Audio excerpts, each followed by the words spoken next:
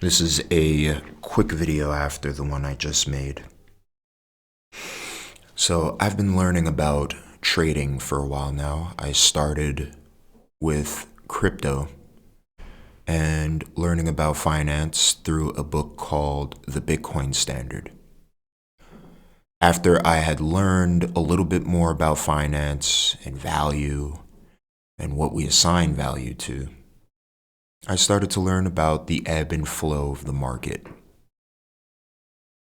And YouTube, of course, with its beautiful algorithm, pushed me videos in regard to not only the metric aspect of trading, but also the metaphysical aspect, which is interesting, right?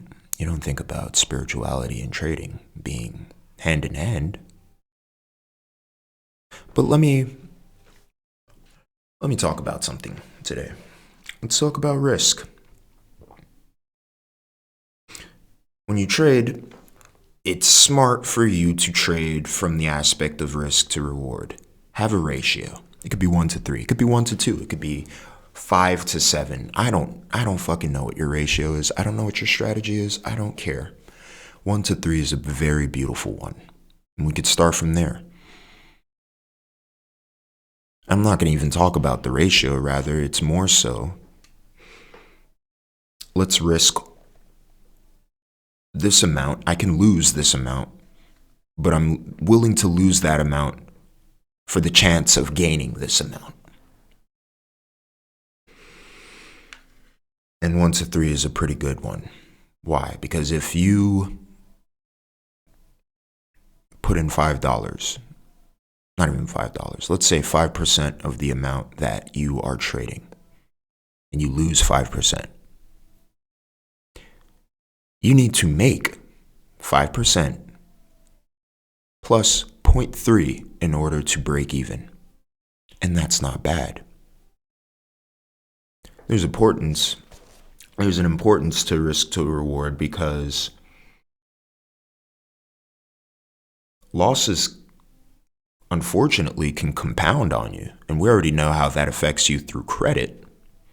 Hell, even if you invest or keep your money in a savings account, let's say high yield, if it's like 3% and above, that's pretty good. But you know why? It's because you're getting a percentage of the total amount that is in your account. Now, when it comes to losses, they compound too, because of the amount that you would need in order to break even from when you entered, from what you entered in with. If you lost 50%, you have to win 50% plus another additional 50% in order to break even. That is a wild concept. That means that the loss is compounded. Why is that spiritual? Why would you want to stick with something that loses value? Why?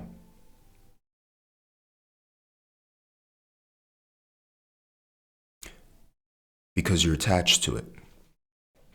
There's no better way to give an example than crypto, because it's very cultish.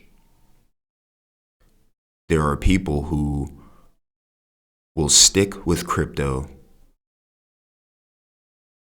to the floor, losing 90% of their portfolio because they're attached to it. They're attached to the outcome. They've traded with what they're not willing to lose.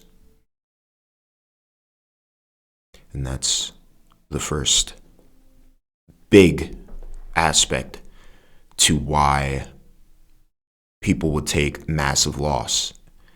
You trade with something you're not willing to lose. That makes you attached. That means you've left yourself vulnerable, or vulnerability is a factor in your trading.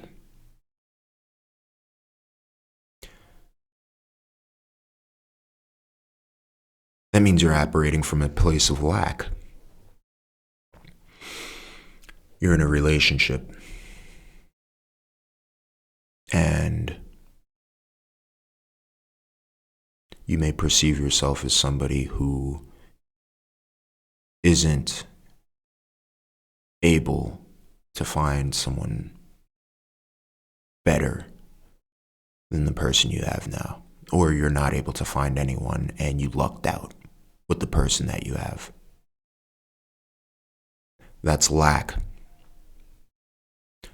That's the one-for-one comparison to somebody who puts their whole paycheck into an asset to see it rise because their belief is that it will skyrocket.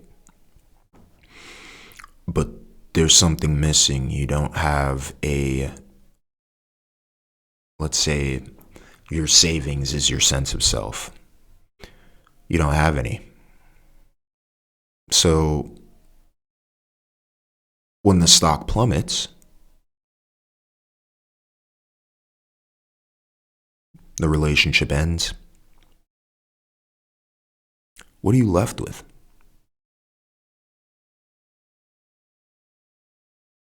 You're left with a loss that you will stick with, and it will compound.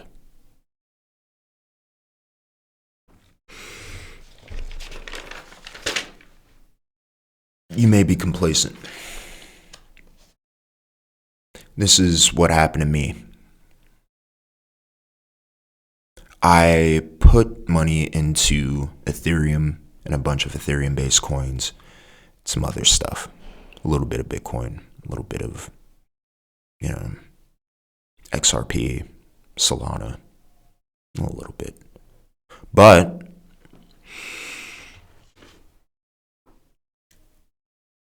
I wanted to ride it out. I was like, you know what? I'm listening to people like Alex Becker. He's like, ride it out. You're not a trader. Just put the money in, survive the dip, accumulate more in the dip, and make more. It'll bounce back. That's complacency, because you're okay with the loss.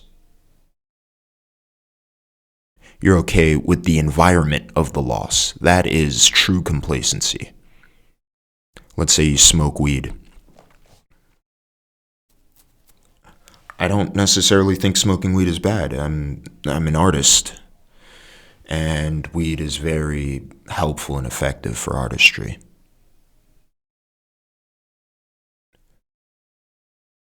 But it can make you complacent. It could take away your drive. When you have no drive, you are losing by default because you're not putting yourself in situations that will help you to win. And a lot of people do get very complacent. They get mellow on weed. Whether you believe you're productive or not on weed, you cannot ignore the fact that it does have a mellowing factor. You cannot ignore the fact that it also has an anxiety factor for a lot of people. And so those two things can lead to inaction. Anxiety leads to inaction, but also the complacency and mellowness leads to inaction. It's sloth. It's a reason why it's a deadly sin. And so if you're in a lot of these stocks, let's say I made this mistake around the middle of the year, I saw it rise. I saw everything. I saw Bitcoin go up to 125, and I believed that Ethereum was next. I was following the old cycle. At that point, I didn't have anything in Bitcoin. I was just waiting for certain levels in Ethereum, around 6,000. And I was waiting for the altcoins to begin to pump. But, especially with what I know now, there were market reversal signals. Heavy market reversal signals. The news was also supporting the loss of cryptocurrency. And when I saw the reversal, there was an ignorance to it, but ignorance led to the complacency anyway. I was okay with it plummeting because I was like, oh, it'll come back. I didn't know about risk to reward. I didn't know about the compound of losses. So I was okay with it. And I ended up losing half of the portfolio in value. More than half, probably around 60 to 75%. Devastating. But I'm the type of person who looks at loss and tries to, or not even tries. I look at loss and I see what value I can get from it. I got that from video games. Every loss gives you information, valuable information. So I learned that you cannot be stagnant. You cannot be complacent, or else you will lose. Ego. But specifically the sunken cost fallacy. And ego is associated with attachment, but it's also associated with fear, and it's associated with the next aspect that I will talk about, and you'll see how. But you have an idea of what's going to happen and what you want and who you will be with all of this money. And when things start to go south, or things start to pervert certain aspects of your life, you stick with it because you put so much in there. Put so much time in there.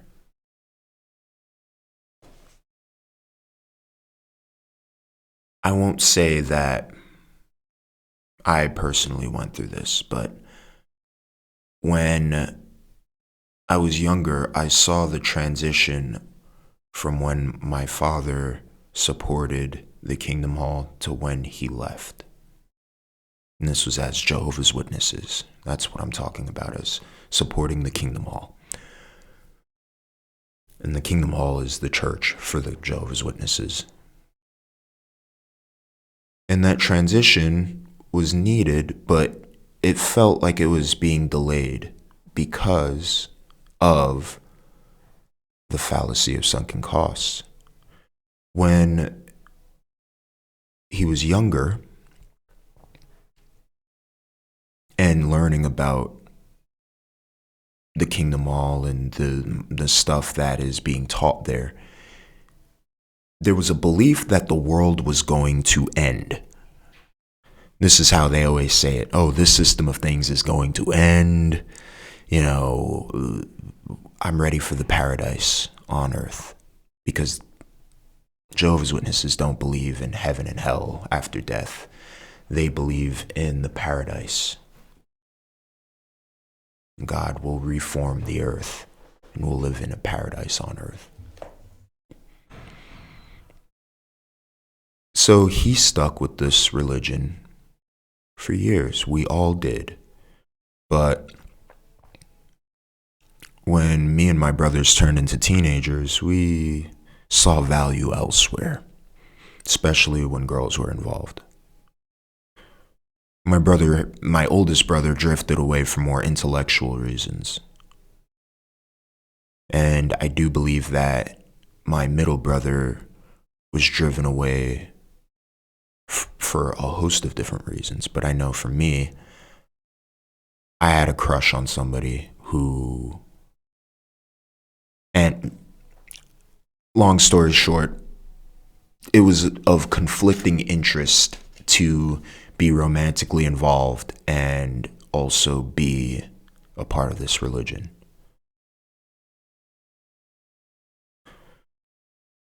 But my father had stuck with it for years. He pushed us, he urged us to go. And after a while, he stopped.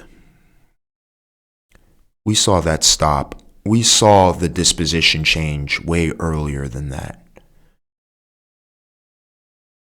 But he had to keep going because of what he had lost in the process of being within this religion and to be a part of it. You lose the community whenever you go against the religion because it is a cult. Cults operate off of a network, off of the social aspect of people. And so that fallacy of sunken cost kept him there. I spent all this time. I gotta see it through. After a while, he was like, no, I'm gonna end it. But in the time that was perceived to have been secured, so much loss happened. So much opportunity passed. And that can happen in trading.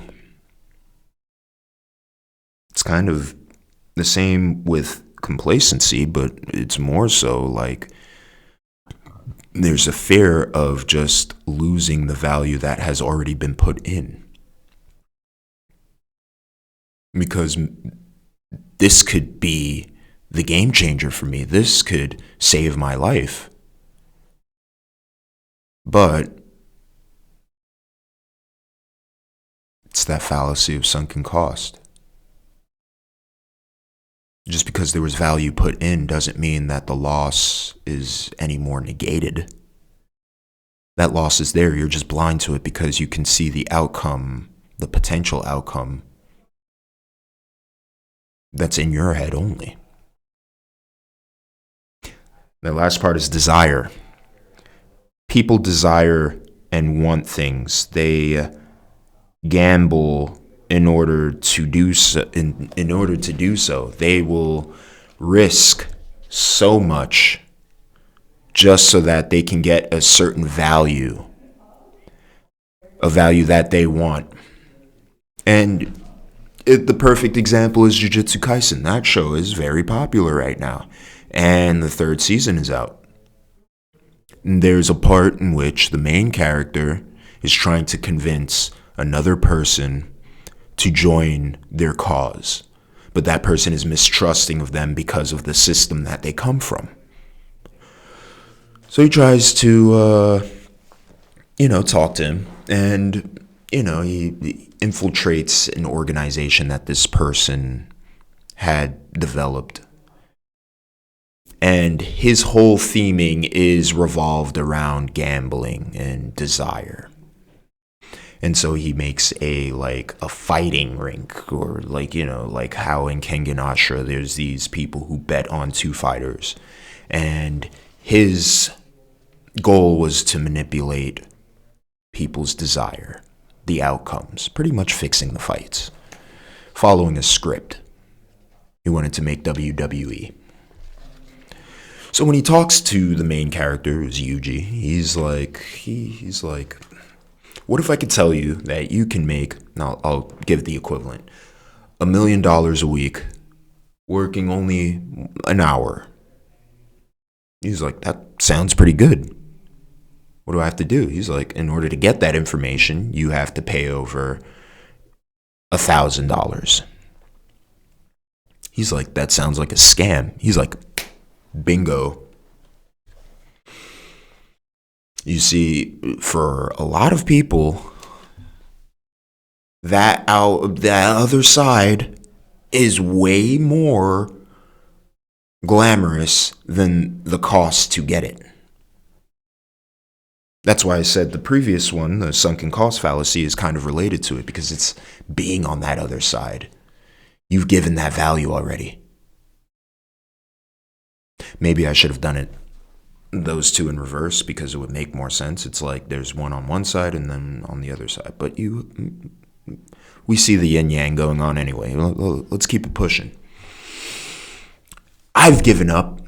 Or no, rather, I'm talking about the desire aspect. This is pretty cool. This looks good. I can make this much. Sure, sign me up. You'll ignore everything, all the potential red flags, just so that you can get this reward, the outcome, what you're desiring for. People trade with these things happening in the background, not knowing, not regulating their emotions. And so they make these large gains. They're like, whoa, I made how much? In the US 50? In all the indices, I made how much? Holy crap. I'm going to keep doing this. This is nice. They keep going. And then they hit a loss. That loss feels bad. It's horrible. They start to do something called revenge trading. Revenge trading is when you start to trade again to make up for your losses, to get revenge on the loss. What do you think is going to happen? When you trade from a place of desire or fear or revenge, you allow yourself to lose more. You're putting yourself in the position to lose more. You gotta get all that shit out of there. And you really have to think about what you're willing to risk and what reward you're looking for. Because now, not only are you securing yourself in case of loss, which is inevitable, there are losses in life. Everyone loses at some point in life. But if you're losing with a risk assessment involved, you're losing better. Now you can look at your losses and learn from them without the emotions dissuading you from ever trading again. Now you're like, oh, well, I lost here, but maybe that's because I predicted a market reversal in the wrong spot when there were no levels to indicate that there would be any market reversal. Okay, let me note that down and, go back to my lessons or go back to my notes from school, whatever. And you start to learn. You start to feel the ebb and flow of the market better because intuition also has a level of coding into it from your past mistakes.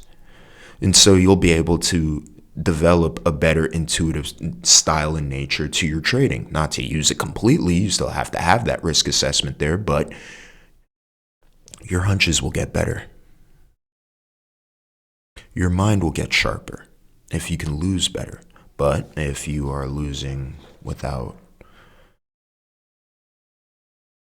any form of risk assessment, and this in life in general, those losses can compound on you. You'll keep losing. Those losses will bleed into other areas of your life. And that breakup will cause an action. It'll cause you to seek some sort of comfort, which means you'll start smoking weed, which means you'll be complacent, and you'll start to gain weight, which means you're losing potential mates that you can get in the future. And it's compounding. The ball is rolling. The interest is developing. It could get bad. It could get really fucking bad.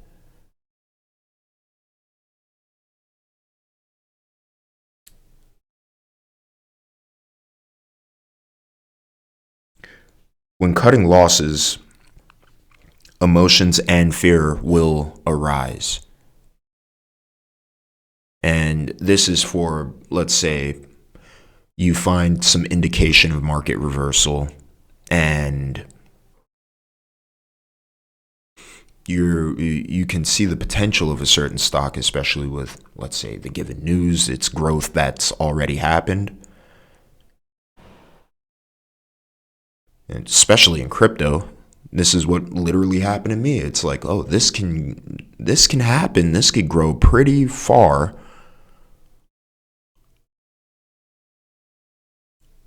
I don't want to miss out on that. FOMO, fear of missing out. I don't want to miss out on that. Hell, even if you don't have any, really what FOMO tends to be linked to is getting in on something that's already at the top. I don't want to miss this. But even then, you still got to cut your loss. I didn't get in at a certain time. Cut your loss. This is showing a reversal. Cut your loss.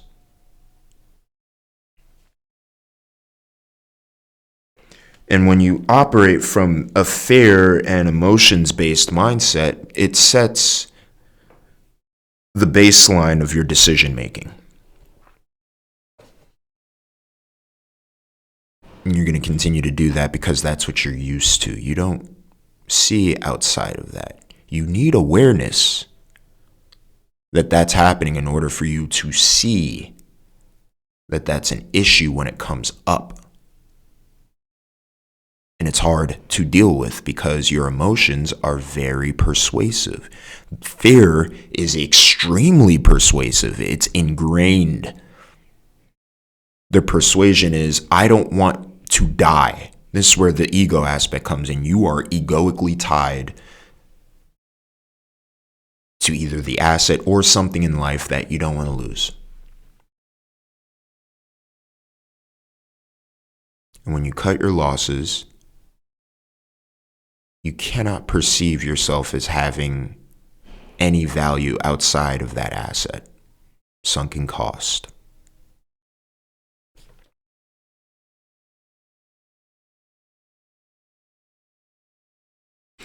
But emotions, when attachment is involved, is the anchor to your losses, losing more. It's a quick video. A quick 27-minute video, But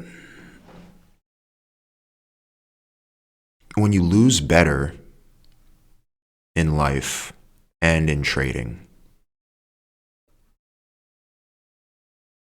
you start to see the value of what you already have, what you're willing to risk, and the rewards you really want. And you want to make sure that there isn't this emotional tug, this egoic tug on what you want. That desire aspect can be a good thing to get you into trading in the first place because it's scary. You can lose your money. A lot of people don't trade because they're afraid of losing their money. Fair enough. So if you have the desire to make money and it surpasses your fear, great. As long as you don't get addicted to your wins. You see, this is the part that really let me know that trading is a spiritual thing. It's a spiritual game because you cannot be attached to the assets you put in. It's all about the math. It's all about whether it's going to work in your favor or not. And if it doesn't, cut your losses, learn from them. Learn what happened. Dips in the market can indicate certain things happening in real life. Maybe a certain company said, like the CEO of a certain company said a slur on Twitter and now the company's tanking. That's information.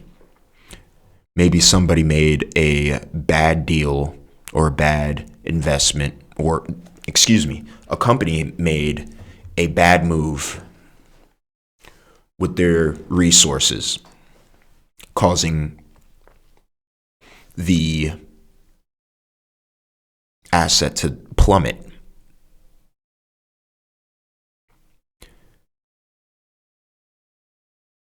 Maybe something comes out about a particular asset that is related to a very notorious figure.